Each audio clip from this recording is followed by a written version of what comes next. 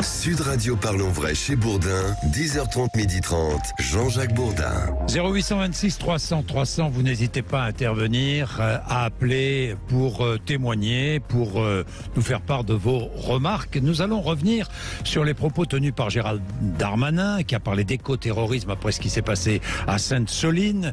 Gérald Darmanin a-t-il eu raison ou tort d'employer ce mot? Nous allons l'écouter. L'utilisation de ce mot, est-ce que cette utilisation a du sens ou pas? Nous allons développer notre débat avec Prisca Thévenot, qui est députée des Hauts-de-Seine et porte-parole de Renaissance, le parti présidentiel. Bonjour. Bonjour. Merci d'être avec nous. Avec nous également Eddy Fougier, qui est politologue, spécialiste de l'altermondialisme, les mouvements protestataires et le débat sur la mondialisation. Bonjour. Bonjour. Merci d'être avec nous. Et puis Raphaël Kempf, qui est avocat au barreau de Paris, auteur de Violences judiciaires aux éditions La Découverte. Bonjour. Bonjour. Merci d'être là tous les trois. Alors, nous allons tout de suite écouter Gérald Darmanin. Une grande partie de cette manifestation a été extrêmement violente. Des attaques avec des boules de pétanque, des cocktails Molotov, des objets contondants. Une quarantaine de personnes fichées S à l'ultra-gauche ont été repérées dans cette manifestation avec des modes opératoires qui relèvent, je n'ai pas peur de le dire, de l'écoterrorisme que nous devons absolument combattre. L'écoterrorisme, c'est une insulte aux militants de l'écologie. C'est une insulte aux victimes du terrorisme. D'associer le mot terrorisme à écologie, c'est aussi une manière de banaliser. Bien. Banaliser, pas banaliser, est-ce que l'utilisation de ce mot a du sens? Prisca Thévenot. Écoutez, je pense que quand on prend la définition effectivement d'éco-terrorisme, on comprend qu'effectivement qu'il s'agit de mouvements collectifs ou individuels ultra-violents à des fins politiques. Et c'est sur le mot politique sur lequel on peut s'interroger. Est-ce que les actes d'ultra-violence qu'on a vus ce week-end à Sainte-Soline avaient une vocation politique ? Pour certains, peut-être, certains militants qui étaient présents, mais pour ceux qui ont envoyé des boules de pétanque, qui ont caillassé les forces de l'ordre ou qui ont piétiné des semis d'agriculteurs menaçant les récoltes à venir, je pense qu'il y avait surtout une ambition de venir saccager, de venir piller à des fins qui ne sont pas forcément politiques, à des fins tout simplement, excusez-moi du terme, mais purement débile. Et donc là, nous sommes face à plutôt de la grande délinquance. Et donc oui, je pense que les mots ont un sens. Maintenant, moi, je comprends aussi la démarche de Gérald Darmanin, parce que nous devons aussi mettre en responsabilité certains politiques. Et là, vous venez de faire entendre effectivement Madame Autain, qui est députée NUP à l'Assemblée nationale. Et moi, je suis assez étonnée de cette facilité qu'ils ont à s'engouffrer dans cette polémique sur la qualification et absolument pas à venir remettre en cause les condamnations que nous pouvons mener, que nous pouvons avoir vis-à-vis de ces actes ultra-violents. Alors, je reviendrai sur la stratégie politique des uns et des autres, Prisca Thévenot, mais je voudrais faire notre tour de table. Raphaël Kempf, est-ce que l'utilisation de ce mot a du sens? Aucun, d'un point de vue juridique. Pour l'instant, je me place d'un strict point de vue juridique. Et je suis d'ailleurs très surpris que Madame Prisca Thévenot, qui est députée, donc qui est chargée de faire la loi, ignore à ce point la loi, parce que je tiens à rappeler que dans la loi, le terrorisme a une définition précise. C'est des actes en relation avec une entreprise ayant pour but de troubler gravement l'ordre public par l'intimidation ou la terreur. Et le terrorisme écologique est prévu par l'article 421-2 du Code pénal, ignoré par Madame Thévenot, qui consiste à introduire, s'il vous plaît, excusez-moi, à un moment donné, les mots ont un sens, vous l'avez dit. Les mots ont un sens, madame. Les mots ont un sens. Attendez, mais allez-y, les mots ont un sens, alors allez-y. Vous lisez votre papier sans écouter ce que j'ai dit, c'est dommage. Merci, finissez. Ce que je veux dire, c'est que du strict point de vue juridique, on ne peut pas parler de terrorisme, et d'ailleurs, des personnes ont été interpellées dans cette manifestation, elles ont été déférées devant le tribunal de Niort, elles sont présumées innocentes, et je constate que ces personnes-là n'ont pas été accusées de terrorisme. Voilà, c'est une chose. Donc d'un point de vue juridique, il a tort. Bien, mais quand une personne, je vous donne la parole tout de suite, mais quand une personne viole la propriété privée et va, avec une meuleuse, détruire la canalisation d'un agriculteur, vous qualifiez cela de quoi? D'un point de vue juridique, c'est un acte de dégradation. Et c'est puni par la loi. Et c'est poursuivable. Plainte a été déposée. C'est poursuivable devant un tribunal correctionnel. Ça, c'est d'un point de vue strictement juridique. Mais ce n'est pas du terrorisme. À un moment donné, les mots ont un sens. Bien. Attendez, pardon, je me permets quand même. Allez-y, parce que répondez.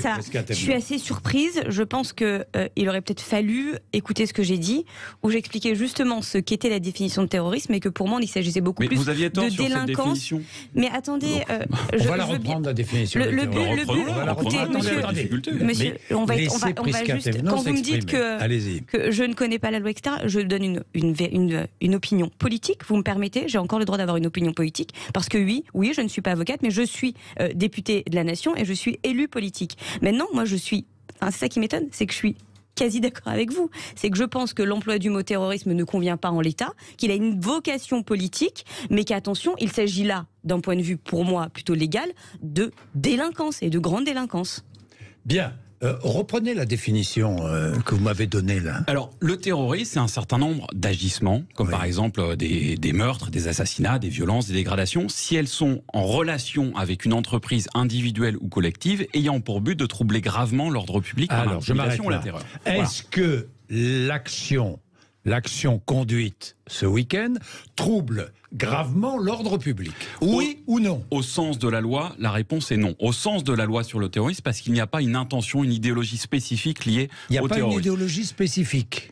Au sens de la loi, au sens du Vous code dites pénal. ce matin, il n'y a pas d'idéologie spécifique. Il n'y a pas une idéologie qui a pour but de troubler gravement l'ordre public par l'intimidation ou la terreur. L'intimidation ou la terreur. C'est-à-dire qu'il faut faire une distinction, qu'il y ait des troubles à l'ordre public, et d'ailleurs qui soit, à mon avis, dû à la militarisation des forces de l'ordre, aux dispositifs policiers et militaires disproportionnés, aux armes de guerre utilisées par l'État contre les manifestants et les manifestantes. Oui, tout cela crée du trouble à l'ordre public et des personnes sont victimes de violences policières et de violences gendarmiques. Tout cela crée du trouble à l'ordre public. Mais il n'y a pas de volonté, du point de vue des manifestants et manifestantes, d'intimidation ou de terroriser. Ah si, ça c'est faux par contre. Attendez, pardon, il y a eu Fougier, vous allez avoir la parole. Désolée, ne vous inquiétez pas, le débat s'est engagé. Mais voilà. Et après vraiment. Par contre là c'est faux. Je pense que les mots ont un sens et là effectivement je pense qu'il faut pouvoir effectivement qualifier comme il se doit ce qui s'est passé samedi à Sainte-Soline. Il faut aussi pouvoir condamner et empêcher ces actes d'ultraviolence. Mais pardon, c'était pas une promenade de bisounours samedi. Il y a des gendarmes qui se sont fait caillasser. On a 66 gendarmes qui sont blessés, 22 graves. Enfin, je veux dire, c'était pas une partie de promenade ce qui s'est passé. Donc non, quand vous venez commencer tout de suite à parler de violence policière, excusez-moi, je suis obligée de réagir. Ce qui s'est passé samedi, c'est rien. Absolument rien en termes de violence policière. Au contraire, ils étaient là pour protéger les manifestants dans le cadre d'une manifestation interdite. Et qu'est-ce qui s'est passé? Ils s'en sont pris plein la tronche. Bien. Eddy Fougier, est-ce que derrière l'urgence écologique, il y a des mouvements beaucoup plus violents d'extrême gauche ou autre? Alors, juste, je me permets de rebondir un petit peu immiscez-vous dans ce débat. Voilà, dans le... Oui. Alors, juste sur la qualification de terrorisme, je pense que par-delà Sainte-Soline, tout ce qui s'est passé, je dirais, depuis...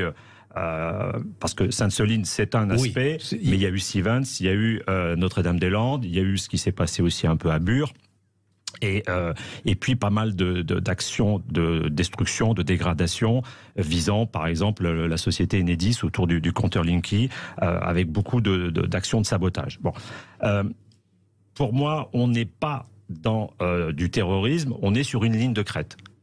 Parce que le terrorisme, par-delà les définitions juridiques, par-delà de ce que dit le code pénal, il y a quand même une distinction à opérer entre l'atteinte aux biens et l'atteinte aux personnes. C'est-à-dire là, il y a effectivement des actions de harcèlement vis-à-vis des forces de l'ordre. On le voit de façon systématique sur ces fronts-là, mais il n'y a pas la volonté expresse de vouloir blesser ou tuer des personnes. Donc, pour moi, le terrorisme, c'est ça. C'est pas la même chose d'être dans une logique de confrontation où vous balancez des objets et vouloir sciemment tuer et blesser. On est sur une ligne de crête. Même chose en ce qui concerne la volonté de provoquer la peur et de mettre l'accent sur la terreur. Il y a une ligne de crête par rapport à la notion d'intimidation. Parce qu'il y a l'aspect visible, on voit les images de Sainte-Soline, mais il y a d'autres aspects avec des menaces de mort, avec des intrusions dans les domiciles, avec d'autres aspects que l'on ne voit pas. Mais juste un exemple pour moi où on sort de cette ligne de crête, c'est lorsque des mouvements dans les années 80, des mouvements anglais, ont envoyé des courriers piégés à un certain nombre de personnes. Il y a eu des blessés. Là, on passe la ligne de crête parce qu'on cherche intentionnellement à blesser ou à tuer quelqu'un. Justement, on ira plus loin parce que la violence est parfois revendiquée aujourd'hui par certains défenseurs de l'environnement, par certains groupes ultra-violents, qui pensent même que finalement la règle du jeu démocratique ne va pas assez vite et que pour défendre notre environnement et notre planète, il faut engager des mouvements très violents et de contestation très violente. Nous en parlerons tout à l'heure.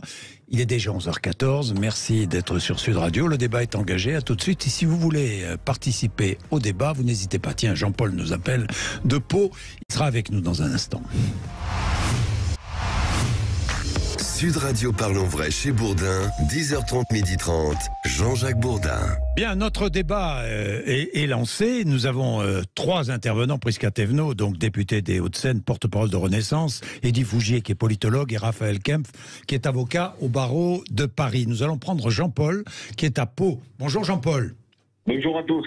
Bonjour. Jean-Paul, que dites-vous de votre côté? Vous avez entendu le début du débat? Oui, j'entends ça à la radio, à la télévision.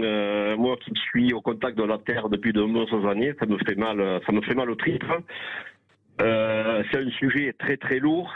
Le métier d'agriculteur, c'est un métier de passionné. Et vous savez, quand vous touchez à la fin du mois une somme qui est assez fixe, vous pouvez investir. Vous savez combien vous pouvez rembourser par mois. L'agriculteur vous emprunter des sommes astronomiques, et suivant le prix des céréales et de la météo, on ne sait pas si on va s'y retrouver. L'eau, c'est la garantie du revenu pour l'agriculteur. Moi, je trouve le système des bassines un très bon principe, puisqu'on pompe l'eau dans les nappes phréatiques pendant l'hiver, quand elles sont assez élevées à niveau, et on stocke cette eau dans des bassines pour la relarguer pendant l'été. C'est la garantie de l'agriculteur d'avoir une irrigation comme ça. Je trouve ça tout à fait logique et je ne comprends pas comment on peut être contre ce système. Alors, on nous a traité de menteurs parce qu'on nous a dit que les bassines se remplissaient avec des rivières. C'est archi faux, puisque la bassine, elle est au-dessus du niveau du sol, et on nous a traité encore de menteurs en nous disant qu'il y avait des pompes cachées sous la terre. Alors que la pompe cachée sous la terre, c'est pour prendre l'eau dessous, pour le mettre dessus, mais l'hiver, quand les nappes phréatiques sont pleines. Bien. Et quand vous calculez le pourcentage qui va être pompé, Jean-Paul, mais Jean-Paul, comment avez-vous réagi en voyant les images que vous avez vues ce week-end? Moi, je crois que dans les manifestants, d'ailleurs, c'était dit, sur la chaîne, je crois que dans les manifestants, il y en a 10% qui savent ce qu'ils font, et 90% qui ne savent rien du tout. Bien. Jean-Paul, merci Jean-Paul. Voilà, 10% qui savent et 90% qui sont là, peut-être comme agitateurs et peut-être plus. Alors, je pose la question, est-ce que tous ces mouvements écologistes, mais écologistes qui revendiquent la violence, ça existe, hein ? Des mouvements, ces mouvements, Extinction Rébellion... Non, ils ne revendiquent pas la violence. Extinction Rébellion ne revendique pas la violence. Alternativa ne revendique pas la violence. Ce sont des mouvements qui font état de la désobéissance civile pacifique. Dernière rénovation. Je pense pas qu'ils revendiquent la violence, hein, mais non. Voilà. Il n'y a pas de Après, il faut bien mettre les choses sur la table. Il faut bien mettre les choses sur la table. Aucun de ces mouvements ne revendique la violence. Vous l'affirmez. Il faut faire la part des choses. Vous l'affirmez. Vous avez entendu les militants. Pardon, je vous coupe. Vous avez entendu les militants s'exprimer? Vous pensez qu'ils ne revendiquent pas la violence? Alors, il faut distinguer la violence et les dégradations. À un moment donné, la dégradation, c'est pas de la violence. Non, ce n'est pas. La dégradation, ce n'est pas une violence. Non, à un moment donné, excusez-moi, Jean-Jacques Bourdin, je suis désolé, mais il y a une distinction. Il y a une distinction entre les atteintes aux biens et les atteintes aux personnes. Les atteintes aux personnes, s'il y en a, c'est aussi en raison, excusez-moi, de la militarisation de la police. Et aujourd'hui, on a des forces militaires. C'est retourner la charge de la preuve. C'est honteux. À un moment donné, excusez-moi. C'est honteux. Excusez-moi, la police de ce pays utilise des armes de guerre au sens de la loi à l'endroit des manifestants. Mais c'est pas honteux. C'est juridiquement. Et je rappelle que... c'est pas parce que vous dites juridique à chaque bout de phrase que ça vaut vérité. Donc maintenant, parlons. Ça, c'est la violence à l'endroit des personnes. Maintenant, à l'endroit des biens. À l'endroit des biens, je dis pas que c'est pas interdit, je dis que ce sont des dégradations, donc c'est différent. Moi, ce que j'observe... C'est pas de la violence pour vous? Non, ce n'est pas de la violence. Détruire une canalisation, ou s'en prendre à une maison, ou s'en prendre à un champ, c'est pas de la violence. Mais non, c'est une dégradation. Ce n'est pas une violence, excusez-moi. Mais pour celui qui est victime, c'est une violence. Alors maintenant, examinons. Vous ne vous mettez jamais à la place de celui qui a souffert je me mets à la place de la dégradation. Sauver la planète contre le vivant, c'est ce que vous êtes en train de dire. Alors maintenant, examinons ce qu'il s'est passé il y a 20 ans, par exemple, les OGM, les organismes génétiquement modifiés. Si c'est important, c'est très important. C'est capital, Jean-Jacques Bourdin. Il y a 20 ans, il y avait donc des faucheurs d'OGM qui allaient dans des champs, comme José Bové et bien d'autres, qui allaient dans des champs pour dire non aux OGM. Et ce combat, qui certes était illégal, qui s'en prenait uniquement à des biens et pas à des personnes, est un combat qui a réussi parce que la majorité des Françaises et des Français étaient opposés aux OGM, et aujourd'hui, la loi a suivi ce mouvement et on ne cultive pas à des fins commerciales d'OGM dans ce pays. Donc c'est une victoire et qui montre à quel point la désobéissance civile a une importance dans ce pays. Alors juste... Pour poser le débat, on le voit bien là sur ce plateau, il y a deux visions de ce qu'est la violence. Du côté du policier, du côté du juge, du côté de l'exécutif, on va considérer que la violence sont les atteintes aux biens et aux personnes. Mais du côté des citoyens aussi, dites-vous ça aussi. Hein. Pas tous les citoyens, a priori. Une immense majorité des citoyens. Du côté des mouvements militants, au sens large du terme, on va considérer que la seule violence, c'est l'atteinte aux personnes. Le reste, on appelle ça de l'action directe non violente, et ça peut aller très loin. Il y a une action qui a été menée au début des années 80 à l'aide d'armes de guerre contre le projet de Superphénix. Ça a été qualifié par les auteurs très tardivement, d'action directe non violente. Donc, d'où ces débats que l'on entend. Moi, je ne suis pas là pour dire qui a raison, qui a tort. Mais donc, dans la tête de beaucoup de gens, on considère... dans la tête de beaucoup de militants, on va considérer que ça n'est pas de la violence de détruire, de dégrader, de voler, de hacker un certain nombre de cibles. Après, en ce qui concerne par exemple Extinction Rébellion, on est plus sur de l'obstruction que de l'empêchement d'agir, que sur des actions volontaires. Après, il y a des actions qui sont menées par des groupuscules ou des individus qui sont dans une logique clandestine. Par exemple, les incendies volontaires, il y a eu un incendie volontaire d'un abattoir de l'Ain. Là, on est de la violence criminelle qualifiée avec des actions de justice. Pour refaire un peu d'histoire, à juste raison, notre invité Raphaël Kempf nous parlait des OGM, mais moi je voudrais vous parler, puisqu'on fait de l'histoire, Action Directe et les Brigades Rouges, c'était de la violence ou pas? C'était du terrorisme ou pas? Alors, juste, Action Directe, au début, non. Ils ont commencé à être qualifiés de terroristes à partir du moment où il y avait des assassinats ciblés. Donc c'est ça, là. Juste... moi, la question que je vous pose, vous dites oui, c'est du terrorisme, Action Directe, à partir d'un certain moment. Les Brigades Rouges, c'était du terrorisme. On est d'accord? Bien sûr. Bon. Est-ce que on ne peut pas craindre que certains groupuscules extrémistes de gauche qui se greffent à ces revendications, est-ce qu'on ne peut pas craindre qu'ils en arrivent à des actes semblables? Je pose la question. Le débat est de savoir si c'est une différence de degré, de passer de destruction de biens à de destruction de personnes, ou des différences de nature. C'est le débat. C'est-à-dire, est-ce que c'est le N+1 ou est-ce que c'est... Ça, c'est difficile de le savoir. Non, mais bien sûr. Pour l'instant, il y a eu quelques cas, par exemple, du côté des animalistes radicaux. Il y a eu quelques cas, par exemple, il y a un homme politique aux Pays-Bas qui avait été assassiné par un animaliste radical. Notamment pour les positions que cet homme politique avait sur le sujet. Il y a eu une youtubeuse animaliste aussi qui avait pété les plombs et qui était arrivée lourdement armée au siège de YouTube. On ne peut pas tirer de conclusion, bien sûr. Non, mais bien sûr. de conclusion définitive. Est-ce que ça n'encourage potentiellement, il peut y avoir un risque. Est-ce que ça n'encourage pas certains, justement, à passer à des actes extrêmes? Je pose simplement la question. la pression de l'urgence climatique, on voit bien que les militants se sentent enclin à passer à des actions un petit peu plus radicales. On le voit avec les œuvres d'art. Est-ce qu'il n'y a pas peu à peu une escalade vers une violence assumée, les violences vers une violence assumée? Vous avez des bouquins que vous trouvez dans les librairies où on vous explique comment saboter des pipelines. Ça a peut-être servi dans l'actualité récente. C'est pas drôle. Mais en l'occurrence, on n'est pas au stade aujourd'hui, on ne peut pas le dire, on va passer à des actions visant explicitement les individus. Bien, vous avez répondu, je vais poser la question à Prisca Thévenot. Tiens, il est 11h27, juste après. Le débat est bien engagé. Vous êtes sur Sud Radio, n'hésitez pas à intervenir quand vous le souhaitez. 0826 300 300.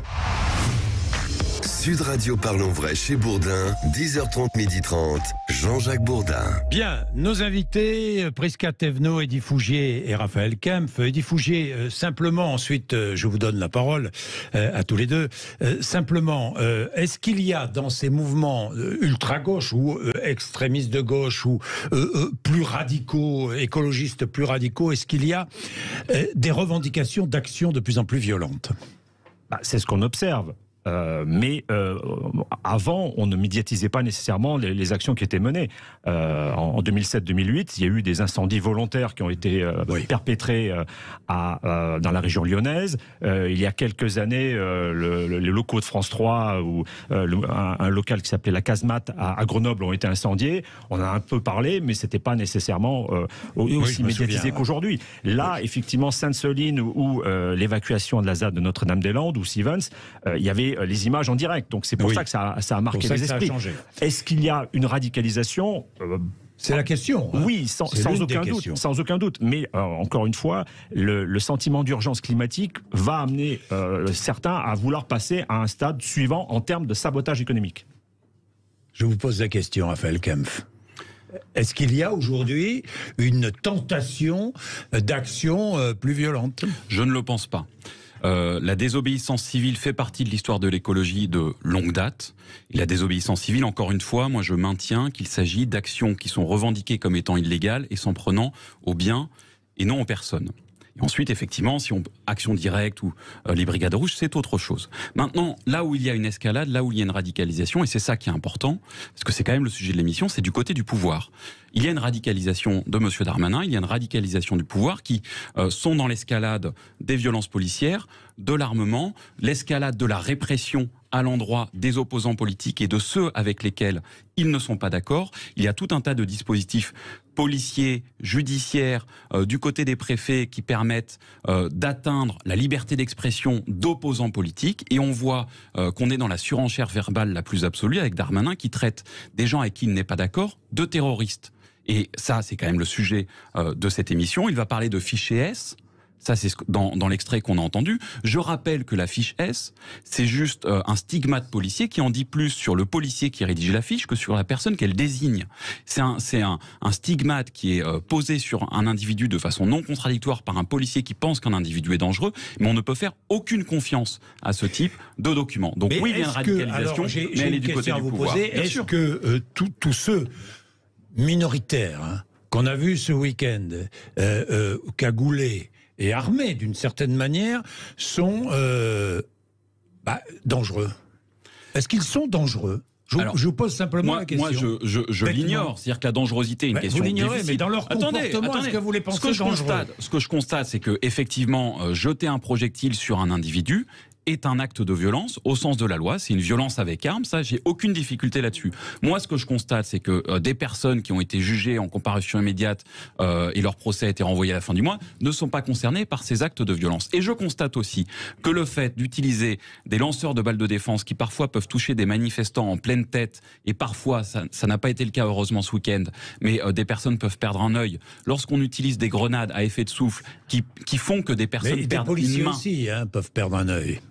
Alors, excusez-moi, les policiers ne sont pas victimes de tirs de LBD et ne perdent pas. Est-ce qu'ils sont payés pour ça, monsieur Bourdin? Ah bon. Non, je vous dis ça parce que certains le disent. Ah non, mais ne me faites pas dire ce que je n'ai pas dit. Je vous pose la question. Moi, ce que je constate, c'est que c'est bien un militant écologiste, Rémi Fraisse, qui a été tué par une grenade explosive il y a presque 10 ans maintenant. C'est un grand nombre de manifestants qui ont perdu des yeux ou des mains dans des manifestations depuis plusieurs années. Et aujourd'hui, on ne peut pas contester, parce que ça, c'est comme le nez au milieu de la figure, qu'il y a des violences de la part de la police dans ce pays et que ces violences me paraissent pour la plupart d'entre elles illégitimes. Prisca Thévenot. Franchement, c'est hallucinant, c'est hallucinant. Alors vous êtes obligé de remonter à 10 ans, à 20 ans, à 15 ans. Moi je vous parle de ce week-end. Parlons juste de ce qui s'est passé ce week-end. Il y avait une manifestation interdite, pas juste pour s'amuser. Cette manifestation a été interdite parce que la préfète elle-même disait qu'on craignait des actes de violence. Et donc les policiers, les forces de l'ordre qui se sont mobilisés ce week-end, c'était pas pour s'amuser, c'était pas pour jouer à la pétanque et boire du rosé, mais c'était pour protéger les éventuels manifestants qui allaient venir. Et ils ont eu raison d'être là, puisqu'effectivement il y avait des actes extrêmement dangereux. Je rappelle, cocktail Molotov, balles de pétanque envoyées, 66 gendarmes blessés, dont 22 gravement. Ce n'est pas simplement et s'amuser à faire de l'histoire de la désobéissance civile. Ensuite, moi ce que j'ai envie de vous dire, c'est qu'on passe beaucoup de temps à essayer de qualifier ce qui s'est passé ce week-end. Il faut pouvoir, et moi je le dis très clairement, condamner les actes d'ultraviolence qu'il y a eu ce week-end. Mais parlons du fond, du climat, de notre environnement. Finalement, quel est l'objet? C'est bien évidemment d'agir dessus. Et moi, ce qui me fait un petit peu pas rire en fait, qui m'agace un peu, c'est que hier dans l'hémicycle, nous parlions justement du sujet climatique, nous parlions d'écologie, et qu'un certain nombre de grands penseurs écologiques qui nous expliquaient qu'il était important d'aller mettre son écharpe pour aller à Sainte-Soline ce week-end, étaient bien silencieux dans l'hémicycle. Parce que là est la différence avec peut-être avant. C'est qu'aujourd'hui, nous avons des élus qui ont été élus sous cette bannière Europe Écologie, qui ont été élus avec peut-être la NUP pour porter certains de ces combats, et qui finalement ne retrouvent pas ces combats dans leur action politique. Et donc oui, nous, la majorité, nous agissons pour cela. Il y a un grand texte qui va arriver. Je vous donne un dernier mot. Oui, il y a un grand texte qui va arriver sur les énergies renouvelables bientôt, qui arrive au Sénat puis dans l'hémicycle. Je mets ma main à couper, je parie que toute la NUP va s'accorder, non pas pour débattre et amender ce texte, mais pour empêcher le débat et mettre une motion de rejet. Hier, vous vous êtes opposé à un texte prônant la rénovation des logements. Non, c'est pas. Ah non. Alors expliquez-vous là, parce que c'est très important et merci d'en parler. Merci d'en parler. C'est très important ce qui s'est passé hier. C'est justement, effectivement, vous savez que l'enjeu, effectivement, c'est la rénovation énergétique pour lutter contre les passoires thermiques. Oui. Parce qu'il y a un enjeu, bien évidemment, climatique, mais un enjeu de pouvoir d'achat. Nous avons mis en place cette démarche-là au cours des 5 dernières années, que nous comptons amplifier avec 1 million de rénovations. Mais attention, il s'agit de pouvoir agrémenter cette démarche-là de façon cohérente et logique aussi avec nos artisans. Parce que prôner comme ça la rénovation thermique, si quelque part nos artisans ne sont pas en capacité d'absorber la commande privée, ça ne fonctionne pas. Et donc hier, ils ont cru faire un coup politique en nous disant nous voulons 7 milliards, 8 milliards, 10 milliards, 20 milliards sur... 12 milliards. 12 milliards sur... Mais hier c'est un peu ça, hein, avec des gestes un peu étonnants. 12 milliards. Sur la rénovation énergétique, en faisant quoi? En gageant sur le bouclier tarifaire. Ça veut dire que hier, en mettant ça en place, alors que ça n'a aucune efficacité, et ça a été rappelé en long et en large, eh bien ils ont mis fin au bouclier tarifaire à partir de janvier. Bien, mais en ce qui concerne le logement, vous savez que le gouvernement, pour l'instant, a beaucoup de retard. J'ai vu la Cour des comptes sur la prime rénov', hein. Pas terrible. Oui, non, mais encore une fois, terrible, hein, cette prime rénov'. Ça a été dit, c'est pas terrible. Ouais, pas amélioré du tout même. Ça a été dit, c'est ce que dit la Cour des comptes. Et d'ailleurs, ça a même été dit par les bancs de la NUP. Je le dis de manière très claire. Ça a même été dit par les bancs de la NUP. C'est-à-dire que Prime Rénov' est un bon dispositif. Maintenant, c'est un bon dispositif que nous devons pouvoir regarder et améliorer. Parce qu'en tant que parlementaires, nous sommes là pour légiférer, mais nous sommes là aussi pour contrôler les dispositifs. Et c'est ce qui a été dit hier de façon très claire. Revenons. Vous vouliez ajouter quelque chose? Oui, je voulais réagir très rapidement au propos de Madame Thévenot, parce que je ne peux pas laisser dire qu'une manifestation est interdite et qu'un dispositif policier démesuré est mis en place pour protéger les manifestants. Mais démesuré, pourquoi démesuré? Parce que lorsqu'on met 1700 militaires surarmés, équipés comme des Robocop avec 6 hélicoptères au-dessus, je considère que arrêtez votre haine des forces de l'ordre. Non, attendez, je ne suis pas dans la haine, j'essaye d'analyser. Madame Thévenot. Un mot de compassion pour les 66 blessés. J'essaye d'analyser précisément, concrètement, ce qu'il se passe. Donc moi, je constate que vous dites qu'on interdit une manifestation et qu'on met ce dispositif pour protéger les manifestants, et j'affirme, Madame Thévenot, que lorsque vous dites cela, vous mentez. Et ce qui m'intéresse, c'est que veut dire ce mensonge? Comment analyser ce mensonge? Eh bien, ça me fait penser, parce que j'essaye de réfléchir un petit peu pour nos auditeurs et auditrices, je pense que c'est important. George Orwell disait « L'amour, c'est la guerre ». Donc finalement, la guerre c'est l'amour, excusez-moi. La guerre c'est la paix. On a ce genre de choses. Donc là, quand vous dites on interdit une manifestation pour protéger des manifestants, c'est bien le contraire. Vous affirmez quelque chose alors que c'est le contraire qui se passe sur le terrain. Aussi pour protéger, mais aussi pour protéger des biens. Les forces de l'ordre. Pour protéger un terrain vague sur lequel il n'y a rien. Sur lequel les biens méritent d'être protégés. On est d'accord. Sur un terrain vague sur lequel il n'y a rien. Alors vous allez écouter le témoignage de l'agriculteur justement que j'avais ce matin en ligne et qui nous a émus. C'est l'agriculteur dont la ferme est située sur l'un de ces terrains justement. Et ce qui est très intéressant, c'est que c'est l'agriculteur qui a vu sa canalisation détruite à la Meuleuse. Vous avez vu les images, tout le monde a vu les images à la télévision. Alors écoutons ce qu'il dit. Un peu désabusé. On n'a pas fait le tour parce qu'on s'est rendu compte aussi qu'on a eu des bouches d'irrigation de cassées, en plus du tuyau, de la canalisation. On ne sait pas encore, on pensait être au moins dans les 10 000 euros. Argent que vous n'avez pas? Non. La plainte a été déposée. Oui. J'ai le soutien du préfet, du ministre de l'Agriculture et bien sûr du président de la COP de l'eau. J'ai l'huissier qui est venu hier après-midi. On est dans l'attente des résultats.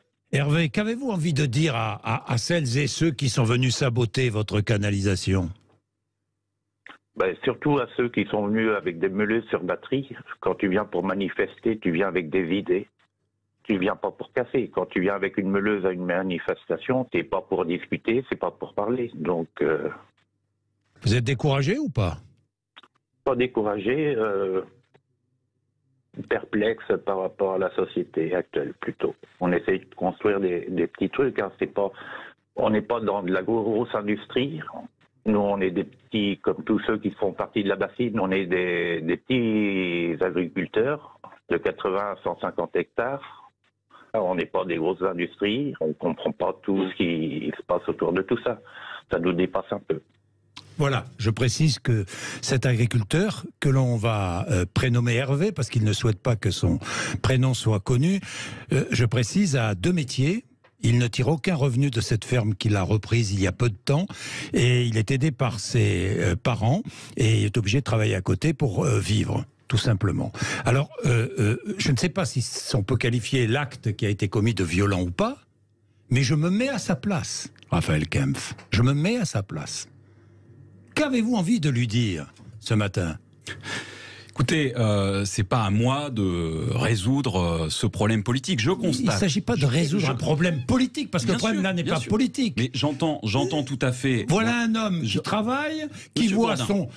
Imaginez que votre cabinet soit saccagé. Vous diriez quoi? Monsieur Bourdin, je comprends tout à fait et j'entends ce témoignage que vous avez recueilli ce matin. Peut-être auriez-vous pu recueillir le témoignage de personnes qui ont participé à cette manifestation pour essayer de faire la balance et d'avoir un point de vue contradictoire. Le témoignage de celui qui a saboté ? Pourquoi pas ? Le témoignage de personnes qui ont participé à la manifestation. Maintenant, je constate qu'effectivement, il y a des modalités d'action. Je maintiens, excusez-moi, je suis désolé d'être un peu... Je maintiens qu'il s'agit de dégradation. Ne soyez pas désolé. Je maintiens qu'il s'agit de dégradation sur cette canalisation, donc d'une atteinte au bien. Je maintiens que c'est puni par la loi. Je n'ai jamais dit le contraire, parce qu'on vient me dire comme si j'acceptais tout ça. Je maintiens aussi, et je constate, que historiquement, avec des dégradations dans les champs d'OGM qui étaient une atteinte à la propriété privée et où on avait effectivement aussi des personnes qui pouvaient s'en plaindre, ça posait des difficultés. Je constate aussi que sur Notre-Dame-des-Landes, il y a eu une forme... On peut pas parler de ce week-end. On analyse tout ça. Bon, Notre-Dame-des-Landes... Vous êtes gêné aux entendants. Eddie Fougier. Non, mais je pense qu'on peut effectivement comprendre les agriculteurs parce qu'il n'y a pas que Sainte-Soline. Non. Il y a eu les champs d'OGM.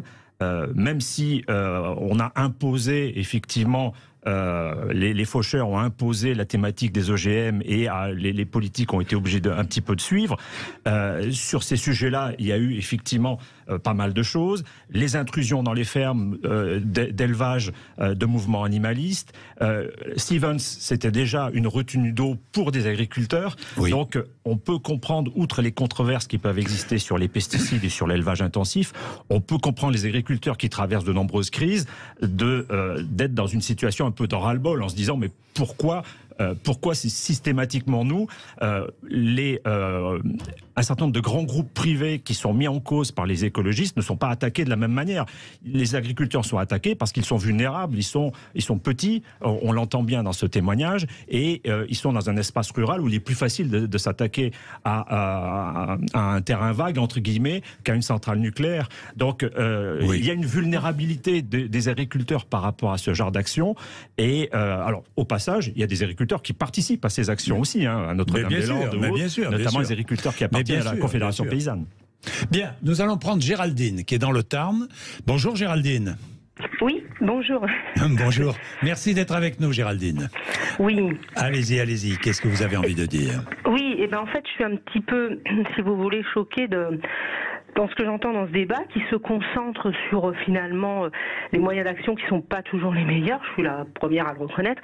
Par exemple, s'attaquer aux œuvres d'art, c'est complètement débile. Je vois pas le rapport. Le quoi, les œuvres d'art? Les œuvres d'art dans les musées, oui. Oui, je trouve ça idiot parce que ça ne vaut pas ce que ça apporte. En revanche, ce qui est malheureux là dans ce débat, c'est que finalement, je trouve que vous perdez de vue l'essentiel. C'est-à-dire l'essentiel, c'est les causes de la colère, qui sont archi justifiées. Moi, je vis dans un des départements. C'est moi, je suis un peu essoufflée parce que je pensais pas que vous alliez me prendre si vite. Donc, si vous voulez, Géraldine, je vous propose, restez avec nous, reprenez votre souffle. Je vais mettre Thierry et je vous prendrai après, puis vous pouvez dialoguer tous les deux si vous le souhaitez. Thierry est à Toulouse. Bonjour Thierry. Bonjour Jean-Jacques, très heureux de vous retrouver à l'antenne. Ça fait, on va dire pas des décennies, mais pas loin que je vous suis et que on a discuté des centaines de fois ensemble. Enfin, merci beaucoup Thierry. Allez-y. En préambule, j'aimerais quand même, et vraiment j'aimerais dire deux petites choses juste avant. Moi j'ai été policier de 2009 à 2012 sur le terrain et de 2015 à 2017. Donc je connais bien les choses, j'étais sur le terrain. Donc je ne veux pas parler spécifiquement pour mes collègues, mais la plupart de mes collègues pensent la même chose que moi. J'ai été délégué du procureur de la République, donc j'ai été expert judiciaire pendant 3 ans près la cour d'appel de Toulouse. Donc la justice, je connais. J'ai été délégué du procureur de la République d'octobre 2020 à octobre 2021. Un agent occasionnel du service public, sans contrat de travail, sans feuille de paye, sans statut, sans médecine du travail, sans congé payé, sans carte professionnelle. Alors, est-ce que Éric Dupond-Moretti est-il encore un homme de gauche? Moi, je pose la question à Madame la députée qui est mais j'aimerais continuer juste avant. Revenez sur le sujet, Thierry. Alors, vous savez ce qu'on va faire, Thierry. Ne vous inquiétez pas, puisqu'on se connaît depuis longtemps. Vous savez que vous allez avoir la parole, Thierry. Géraldine aussi, puisque Géraldine a repris son souffle. Mais il est 11h47, il y a un peu de pub à passer, donc on va passer un peu de pub. On vous remet à l'antenne, Thierry, Géraldine, et nos invités réagiront ensuite. À tout de suite. Sud Radio Parlons Vrai chez Bourdin, 10h30, 12h30, Jean-Jacques Bourdin. Bien, il est midi moins 10, 11h50. Allez, comme promis Thierry, allez-y, terminez. Qu'est-ce que vous vouliez dire? Allez Thierry. C'est pas une revendication personnelle. Tous les délégués sont comme ça. Enfin bon. Allez-y. J'entends la doxa journalistique s'est penchée sur la question de l'utilité de cette manifestation et de prendre parti contre ces manifestants. Moi, j'ai pas d'avis tranché pro ou anti-bassine. Oui. Ce que nous pouvons voir actuellement, c'est la manifestation d'un gouvernement hyper autoritaire qui ne prône absolument pas le dialogue et qui instrumentalise les policiers. À nouveau, comme au temps des Gilets jaunes, toute contestation n'est pas autorisée, aucun dialogue n'est possible. Les Français se heurtent à un mur, celui d'un pouvoir autocratique. Le gouvernement entend casser toute contestation et se sert de la police comme d'un bouclier afin d'essayer de rétablir l'ordre. Les policiers font comme ils peuvent afin de rétablir l'ordre public tout en obéissant à un pouvoir exécutif. Le choix cornélien entre l'obéissance d'un pouvoir injuste et la volonté de maîtriser une violence légitime afin de ne pas blesser les manifestants. Par ces faits, nous pouvons constater que la police française est instrumentalisée par le pouvoir exécutif. Bien. Thierry, merci. Police française instrumentalisée. Vous répondez très vite, parce que j'ai encore des questions. Je vais prendre Géraldine. Très vite. Instrumentalisée par le pouvoir. Je pense qu'il y a des tendances autoritaires dans ce pays, et notamment dans l'utilisation, le détournement, donc l'instrumentalisation de lois antiterroristes contre des militants écologistes. Et je rappelle, on va encore me reprocher de l'autre côté de la barre, excusez-moi Mme Thévenot, de faire de l'histoire. Mais en 2015, juste après les attentats du 13 novembre, il y a l'état d'urgence. Une des premières choses que fait le gouvernement à l'époque, c'est d'assigner à résidence, au nom des lois antiterroristes, des militants écologistes. Donc c'est de longue date, malheureusement, qu'on a dans ce pays des gouvernements qui veulent... Prisca Thévenot, est-ce qu'il y a une instrumentalisation? Il ne faut pas quand même renverser le débat. Il ne faut pas trouver sur ce qui s'est passé ce week-end Est-ce que la police est coupable pour vous? Coupable de quoi? Je ne sais pas. Voilà, coupable de quoi? Est-ce que la police est coupable dans un certain nombre? D'atteinte à l'ordre public. Est-ce que des policiers sont coupables de violences policières dans un certain nombre de cas? Ma réponse est oui. Est-ce que des choix politiques sont faits de militariser la police, de leur donner en dotation des armes de guerre? La réponse est oui. Voilà. Ah mais si. Sur ce qui s'est passé ce week-end. Comment ça, Sur ce qui s'est passé ce week-end, je l'ai déjà dit depuis le début de cette émission, Monsieur Bourdin. Ce dispositif m'a apparu disproportionné. Bon. Voilà, donc c'est la police qui est responsable des incidents. C'est ça qui crée des provocations. C'est délirant d'entendre ça. Si vous êtes en train de dire que ce qui s'est passé ce week-end, c'est de la faute de la police, eh bien là, je le redis encore une fois. Parce que ma réflexion était non, un peu plus, et encore non. Si vous le dites, oui, mais arrêtez, c'est hypocrite. Moi, je vais vous dire très clairement ce que vous étiez en train de dire. Depuis tout à l'heure, ça fait 45 minutes qu'on débat. Vous dites que ils étaient en Robocop, que c'était disproportionné. Mais attendez, qui s'est fait caillasser? Qui est arrivé en manifestant avec des cocktails Molotov? Et je le redis encore, avec des boules de pétanque. Ils ne s'attendaient pas à avoir des verres de rosé à adresser sur les tables en arrivant. Donc non, ce n'est pas de la faute de la police si 66 d'entre eux se sont fait pas mortellement, excusez-moi, et je me reviens, s'ils se sont fait extrêmement gravement blessés. C'est la faute, effectivement, d'ultra-violents qui étaient présents pour en découdre. Eddy Fougier? Non, j'ai rien de spécial à dire. Alors, Géraldine, je laisse le débat. Vous laissez le débat. Géraldine, alors. Terminez dans ce que vous vouliez dire, Géraldine. Il y aurait tellement à dire. D'abord, j'ai envie de dire, parce que quand j'entends ça, comme on dit, quand le sage montre la lune, l'idiot regarde le doigt. Donc là, c'est quand même à peu près ce que j'entends, à part certains propos sensés. Le fond du problème, c'est pas de savoir. Certains ont mal agi pour s'exprimer. Mais le fond du problème, c'est quoi? C'est les conséquences d'une politique désastreuse. Ça fait des décennies qu'il y a une irresponsabilité politique au niveau de l'écologie. On en est là à cause de cette irresponsabilité politique, de la folie humaine, qui amène aujourd'hui à des départements dans lesquels, comme le mien où je suis, où cette année, on n'a pratiquement pas vu de fruits et de légumes. Fruits de notre travail, il n'y a pratiquement pas de fruits et de légumes qui sont sortis, tout a cramé. C'est une catastrophe qui est en train de se passer. Le navire est en train de couler. Alors oui, les moyens qu'ils emploient, certains écologistes, je ne les suis pas forcément, comme je l'ai dit tout à l'heure, s'attaquer aux œuvres d'art, je vois pas le rapport, ça n'a aucun sens. Aller s'en prendre peut-être à des petits agriculteurs sur les canalisations, je comprends pas non plus, c'est pas bon. Mais à un moment donné, la situation est tellement grave qu'il faut pouvoir se faire entendre. Donc, bien sûr qu'ils ont à 2000% raison et que je suis moi-même, et ça devrait mettre tout le monde en colère, cette situation écologique, et tout le monde devrait vouloir faire changer les choses. Donc ils ont raison. Simplement, les moyens d'exprimer la colère ne sont pas forcément les bons, mais les causes, c'est ça qui compte aujourd'hui. Et moi, ce que je déplore dans ce débat, c'est que je n'entends pas assez qu'on parle de l'essentiel. L'essentiel, c'est oui, c'est grave, il faut réagir, il faut que ces politiques changent. Et la dame qui nous parle de oui, c'est pas bien les policiers, il faut arrêter, quoi. Je veux dire, il y a des tas de policiers qui ont fait, des tas de victimes peuvent en témoigner, des victimes des violences policières. Donc ça, c'est vraiment, voilà, on n'est pas, à mon avis, vaut mieux pas entrer dans ce sujet. Donc je pense que le fond du problème, c'est pas, c'est pas ça, c'est les causes et pourquoi on en est là. Et je pense que là, il y a vraiment une grosse responsabilité des politiques et de l'État. Merci Géraldine, merci. Est-ce que Prisca Thévenot, oui, c'est le fond du problème, oui, évidemment, l'urgence écologique, l'urgence climatique. C'est exactement ce que je disais tout à l'heure, c'est qu'en fait, on est en train de polémiquer sur des termes, sur c'est la faute à qui, etc. Moi, je le dis encore une fois, les ultra-violences de ce week-end, je les condamne fermement et sans ambiguïté. Maintenant, le fond du problème, oui, c'est l'environnement, oui, c'est le climat, oui, c'est la planète. Est-ce qu'il n'y a pas une ambiguïté de la part des partis politiques divers et variés? Exactement. Eh bien, merci de le dire. Oui, il y a une ambiguïté et il y a une ligne absolument pas claire dessus. Parce qu'aujourd'hui, ce qui nous occupe, c'est de lutter contre les émissions de gaz à effet de serre. C'est d'avoir des économies de plus en plus décarbonées. Et pour ça, on a deux logiques. C'est de développer les énergies renouvelables, mais également de développer le nucléaire, d'avoir un mix et de ne pas préférer l'un au détriment de l'autre.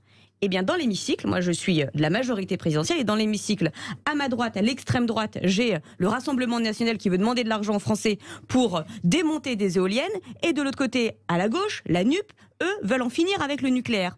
Et donc, on n'arrive à avoir aucun débat de fond sur comment on embarque tout le monde, comment on est sur une écologie qui n'est pas punitive, mais qui rassemble et qui accompagne les gens. Aujourd'hui, on est sur du dogme qui empêche le bon débat. Eddie Fougier, vous allez avoir la conclusion. Géraldine a raison. Ce qui compte, c'est faire baisser les émissions de gaz à effet de serre. Comment on y parvient, ça, c'est un petit peu l'objectif et des politiques, des gouvernements, des citoyens et des entreprises. Comment inciter, par exemple, les agriculteurs concrètement, on parle de Sainte-Soline, à le faire, sans doute pas en les culpabilisant avec des injonctions, en fauchant leurs champs ou en détruisant. Donc, il y a un travail de la part d'un certain nombre d'individus dans l'espace public, de la part des politiques, pour faire en sorte de faire accepter les mesures de transition qui doivent être prises. Et c'est certainement pas par la violence ou par la prise de conscience avec des actes spectaculaires qu'on va y arriver, sans doute.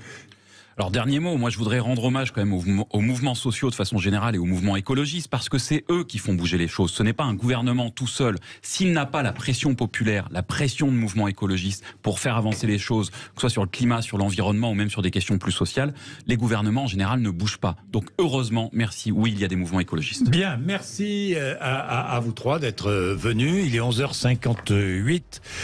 Vous êtes sur Sud Radio 0826 300 300. Merci d'être là.